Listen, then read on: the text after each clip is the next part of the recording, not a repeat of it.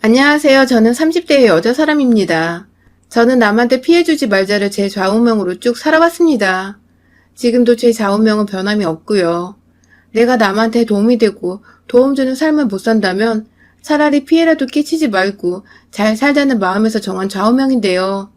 요즘 제 삶의 모토와 기준이 마구 흔들리던 와중에 겪은 에피소드를 사연으로 보내봅니다. 저는 작년 5월에 결혼식을 올리고 현재 새신랑과 살고 있는 새 신부입니다. 저희 양가 부모님은 모두 불교 신자시고 저와 남편은 딱히 종교를 가진 것은 아니지만 가끔씩 마음이 허하거나 나들이를 갈 때 산속의 절을 찾아 절을 올리고 맑은 공기를 마시고 오는 걸 좋아하는 편이에요. 저희 친정은 그리 가정 형편이 넉넉한 편이 아닙니다. 제 대학 등록금은 아버지 회사에서 지원을 해주는 바람에 운 좋게 학자금 걱정 없이 잘 다닐 수 있었지만 혜택은 딱 거기까지였어요. 곧 퇴직을 하시게 된 아빠와 조그만 상점 하나를 동네에서 운영 중인데 다달이 50만 원이 좀 안 되는 월세를 내기도 벅차하시는 엄마의 아래서 저는 어떻게든 직장을 잡고 돈을 벌어와야 했습니다. 저는 이 집에 딱 하나뿐인 자식이었으니까요.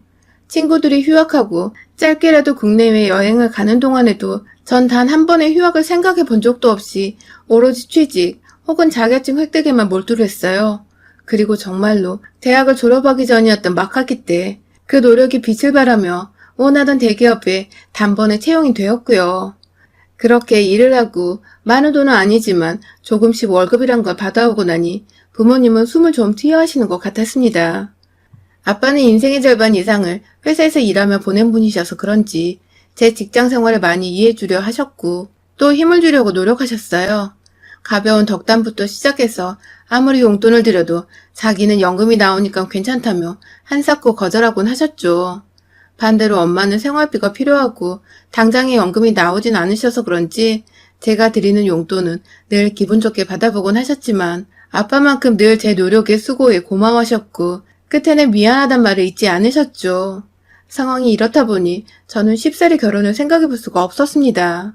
어쩌다 마음에 드는 사람을 만나서 연애를 해보긴 했지만 단 한 번도 그 사람과 결혼을 하고 아이를 낳아 새 가정을 꾸려보고 싶다는 마음이 들었던 적은 없었어요. 제가 결혼을 해버리면 재벌을 만나지 않는 이상은 평범한 남편과 살기 위해 제 월급은 온전히 새 가정을 위해 쓰여야 할 텐데 그렇게 되면 부모님께 용돈을 드릴 수가 없었으니까요.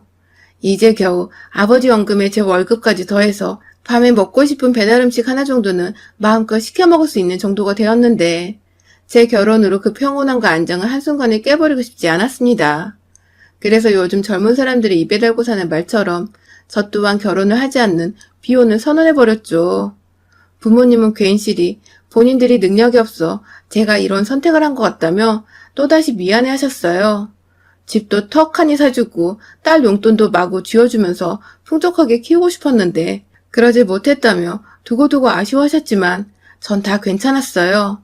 누구보다 부모님의 마음을 잘 알고 있고 또 누구보다 비혼 생활을 잘 이겨낼 자신이 있었으니까요. 그렇게 저는 일에 미친 듯이 몰두를 하며 회사에서 주는 상여금이란 상여금은 거의 다 받아왔던 것 같습니다. 통장은 두둑히 쌓여져 갔고 그럴수록 일에 미쳐서 더 열심히 일과 자기계발에 힘썼어요. 30대에 들어서고는 확실히 함께 입사했던 여자 동기들보다 직급이며 회사 내 평판에서 앞서 있었고 몇몇 떨어져 나간 남자 동기들을 제외하곤 나머지 사람들도 저와 함께 어울리고 술자리를 가지며 회사 얘기를 나누고 미래를 고민하는 것을 좋아라 했죠. 주변 사람들에게 인정도 받고 그만큼 보상이 따르는 것 같아서 아무런 불만거리 없이 직장생활을 이어갔어요. 그러던 중 제가 부모님을 따라서 주말을 맞이해 근처 뒷산에 자리 잡은 작은 사찰을 찾았어요. 평소에도 부모님과 저녁 먹고 설렁설렁 날이 좋으면 산책을 하러 가는 곳이기도 했는데요. 낮에 가면 여기저기 등산을 하다가 사찰 앞에서 잠시 들고 온 커피를 마시면서 벤치에 앉아 부모님과 담소를 나누고 있는데 웬 여자분께서 저희한테 다가오시더라고요. 엄마보다 좀 나이가 있어 보이던 그 여자분은 다짜고짜 다가와서는 가족이냐고 여기 올 때마다 보는 것 같은데 참 보기 좋다면서 칭찬을 늘어놓으셨어요. 그 바람에 저희 가족은 동시에 말로만 듣던 그 도를 아시나요? 컴퍼니에서 나오신 분이라 생각이 되어 급 경계를 하기 시작했고요. 그런데 여자분이 저희에게 다가온 이유는 아주 뜻밖이었습니다. 바로 자신의 아들과 저를 소개시켜주고 싶다는 것이었죠. 자신의 부부도 불교 신자이고 근처에 살아서 이곳을 자주 놀러 오곤 하는데 그럴 때마다 부모님을 모시고 저를 찾는 제 모습이 너무도 효녀스럽고 착해 보였다며 사업을 하고는 자신의 아들의 짝으로 꼭 한번 소개를 해주고 싶은데 괜찮냐 물어보는 여자의 말이 내심 기분 나쁘지는 않았습니다. 내가 아직 죽지 않았구나 하며 속으로 흐뭇하기도 했죠. 그래도 결혼은 아니라는 생각으로 최대한 예의 바르게 거절을 했는데 글쎄 제 뒤에서 저희 부모님은 딴 생각을 품고 계셨더라고요. 그 후 제가 야근이 있거나 피곤하면 평일에는 두 분이서만 사찰을 올라가곤 하셨는데 그럴 때마다 그 여자분과 다시 마주쳤나 보더라고요. 저희 부모님 입장에서는 사업하는 아들이라고 하니 그저 딸내미를 늦게라도 여유 있는 집안에 시집을 보내고 싶으셨던 것이고 상대방에서는 결혼을 못하고 있는데 제가 딱 며느리감으로 생각이 되니 선이라도 보게 해주고 싶었던 것이고 아무튼 자식들은 아무런 스파크가 없는데 부모님들끼리 오두방정을 떨며 인연이라고 선자리를 맞추셨고 그로 인해 전 영문도 모른 채 나간 자리에서 그 여자분과 그 여자분의 아들까지 만나보게 되었습니다. 생각보다 나쁘지 않은 비주얼에 사업을 해서 그런지 제가 저희 회사 상사분들한테 보던 값비싼 시계며 옷을 걸치고는 나타난 그 남자는 저와의 대화 코드도 잘 맞고 사람이 겸손하고 예의 바른 게 참 괜찮았습니다. 도중에 어머님들은 자리를 비켜주셨는데 저는 단둘이 있을 때 더 설레고 대화가 재밌었어요. 비오는 자랑스레 외치고 다짐했던 제가 어느 순간 이성에 홀딱 반해서는 정신을 못 차리고 있다는 걸 새삼 깨달았지만 정신을 차리고 싶지 않았어요. 너무도 오랜만에 만나보는 이성이고 또 무엇보다 제 맘에 쏙 드는 사람이었기에 그냥 이대로 비혼 선언을 차려야 할까 싶은 마음이었답니다. 그리고 결국 저는 그 남자와 1년의 불타는 연애를 마치고서 끝내 결혼식을 올렸답니다. 그 사람이 바로 지금의 제 남편이에요.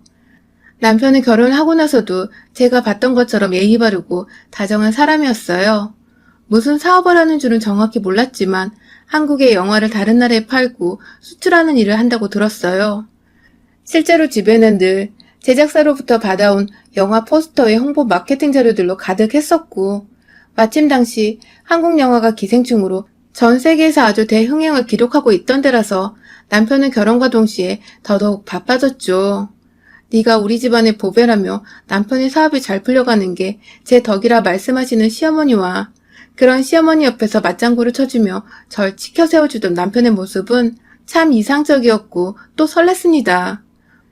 꿈꿔보지 않았던 결혼 생활이라 긴장을 했지만 잔잔히 잘 흘러가는 것 같아서 만족스러웠죠.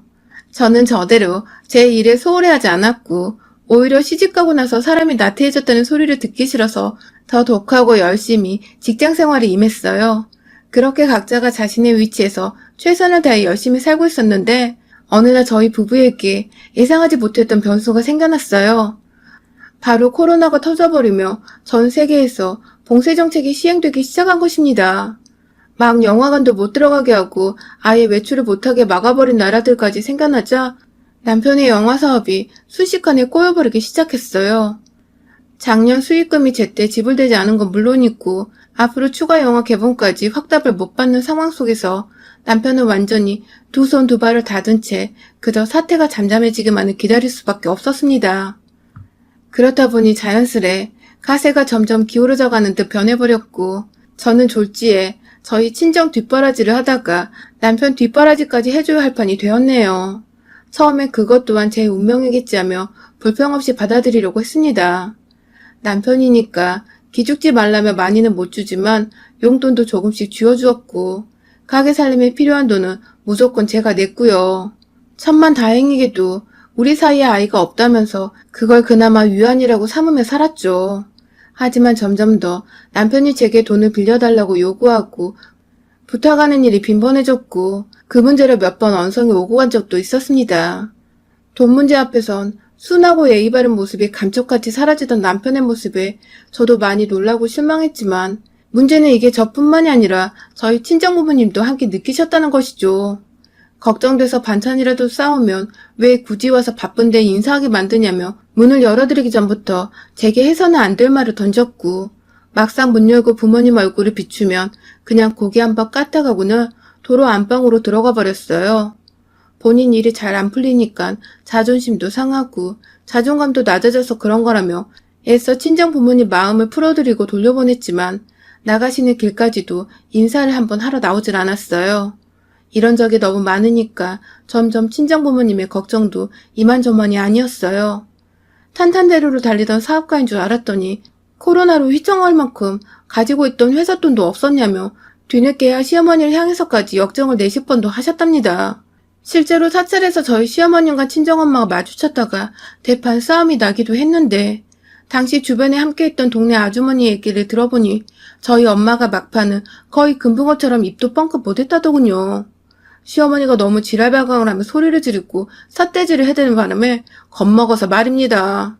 사실 시어머니도 아들 사업이 안 되어가고 있으니 속병이 나긴 나셨는데 하필 그걸 저희 부모님과 마찰로 풀게 되신 거죠. 상황이 이렇다 보니 저는 저대로 남편과 시어머니께 불만이 생기기 시작했어요.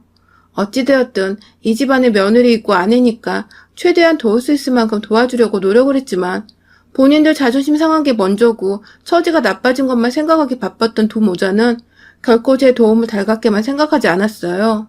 돈 빌리려는 자세가 삐딱한 것부터 시작해서 저희 친정부모님이 하소연을 하던 것에 괴성으로 맞받아치며 결국 그 후로는 사찰에서 마주쳐도 저희 부모님을 아는 척 안 하고 눈도 안 마주치려 하신다는 시어머니. 사돈을 향해 최소한의 예의를 갖추지 않은 것까지 싹 다 제가 눈에 불을 켜고 벼르고 있었습니다. 저는 시집간다고 경제적인 도움을 왕창 받은 것도 아니었고 제 딴엔 저도 모아놓고 있었던 돈을 써서 시집을 왔거든요. 지금은 남편 사업이 안 좋아서 제가 결혼 생활의 반 이상을 생활비며 자질구레한 것까지 다 경제적인 비용을 부담하고 있는 중이고요. 그런데 아무도 고맙단 말도 안 하고 인사도 안 하고 그렇다고 알아주지도 않네요.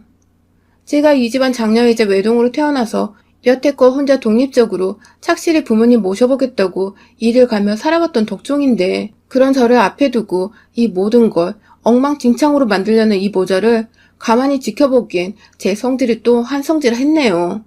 그러다 결국 일이 터졌어요. 아니 글쎄 시어머니가 어디서 술을 잔뜩 들이마셔서는 저희 친정집에 찾아오신 겁니다. 저는 그날 퇴근을 한 후 남편의 저녁상을 말끔하게 차려낸 뒤 같이 밥을 먹고는 산책을 할 겸 동네를 걸어보지 않겠냐고 먼저 손을 내밀었어요. 집에만 있으면 축 처지는 것 같으니 남편에게 오랜만에 바깥바람을 쐬어주고 싶었던 마음이었죠. 속으로 내심 아무것도 안 하고 누워 TV만 보는 이 인간이 답답한 것도 없잖아 있었지만 끝내 티 한 번 내질 않았고요.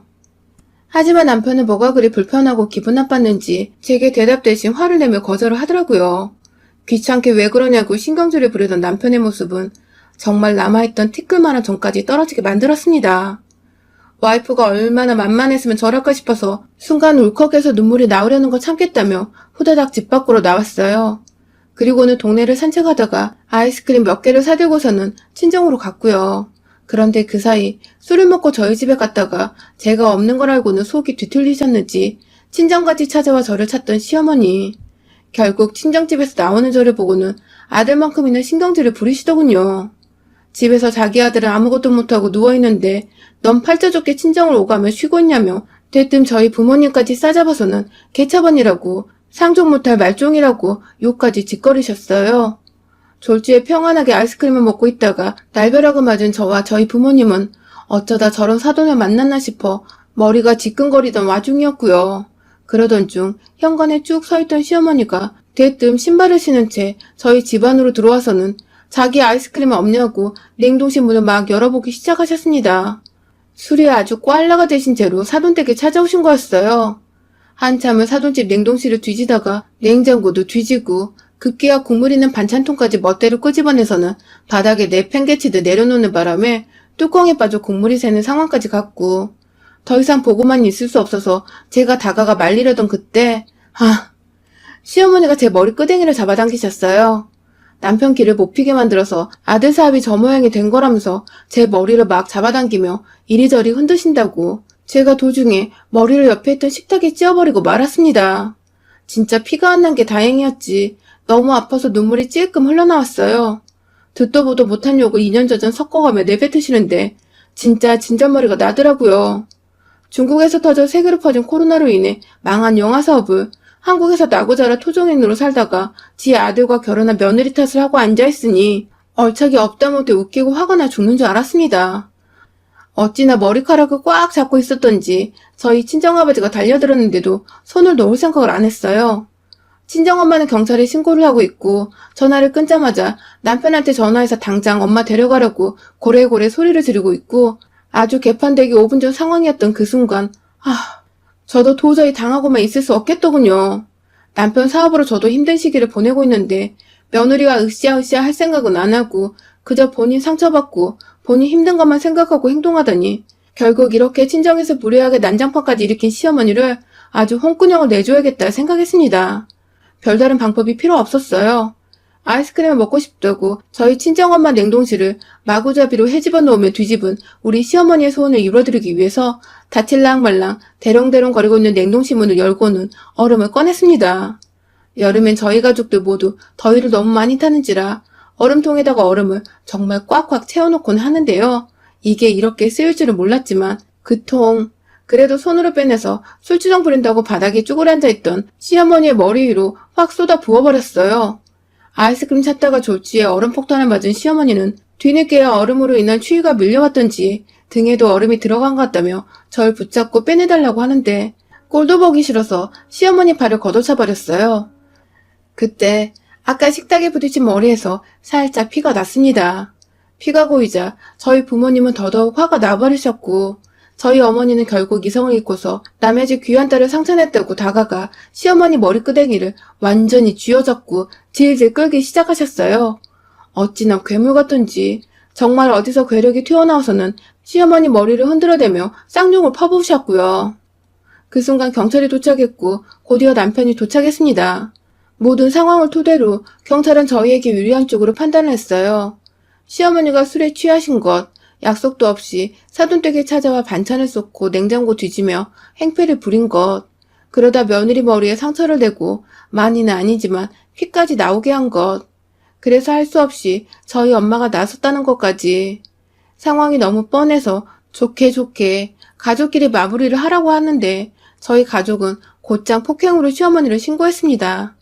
차마 제가 얼음을 쏟아 부었다는 말을 안 했는데 저희 시어머니가 알아서 술김에 자기가 쏟은 거라고 말을 횡설수설 하더군요. 그 바람에 남편은 제발 한 번만 용서를 해달라며 저희 부모님과 저를 향해 싹싹 빌기 시작했고 급기야 저한테 무릎까지 꿇고는 그동안 내가 소홀했다며 미안하다고 지난 일까지 용서를 구했어요. 지 엄마가 며느리한테 폭행을 해서 경찰에 가 조사받는다는 소문이 나는 게 차마 한동네에서 겁이 났던지 입담소까지 부탁을 하면서 말이죠. 하지만 전 이 집구석 인간들과 더 이상 얽히고 싶지가 않았어요. 용서를 하고 다시 집에 들어간다 하더라도 제가 열심히 일해서 벌어온 돈으로 이 남자 생활비에 용돈까지 그리고 시어머니는 시어머니라고 대접하며 살아야 할 텐데 차라리 평생을 저희 부모님만 모시고 효도하며 사는 게 100배 1000배 낫겠더라고요. 결국 저는 남편과 시어머니를 고소하지 않는 조건하에 합의혼을 하게 되었습니다. 그것 외에도 남편의 사업으로 인해 제가 그간 생활비며 용돈이면 다 챙겨주고 살았는데도 마음고생이 심해 이혼하고 싶다고 얼마든지 위자료를 청구할 수 있는 상황이었지만 차마 돈 한 푼 못 벌고 있는 남편한테서 한 동네 사는데 껄끄럽게 돈 받아내고 싶진 않았어요. 다만 자꾸만 매달리고 이혼하지 말아달라며 사정하는 남편과 합의혼으로 깔끔하게 끝맺음을 짓기로 했죠.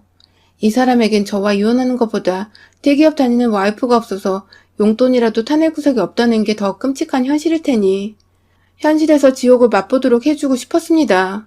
다시 돌아온 싱글이지만 전보다 더 싱글라이프의 소중함을 느껴보고 이제 저희 친정부모님께 그간 소홀했던 효도를 더 열심히 해드리려 합니다. 여러분의 생각은 댓글로 남겨주세요. 오늘도 시청해주셔서 정말 감사합니다.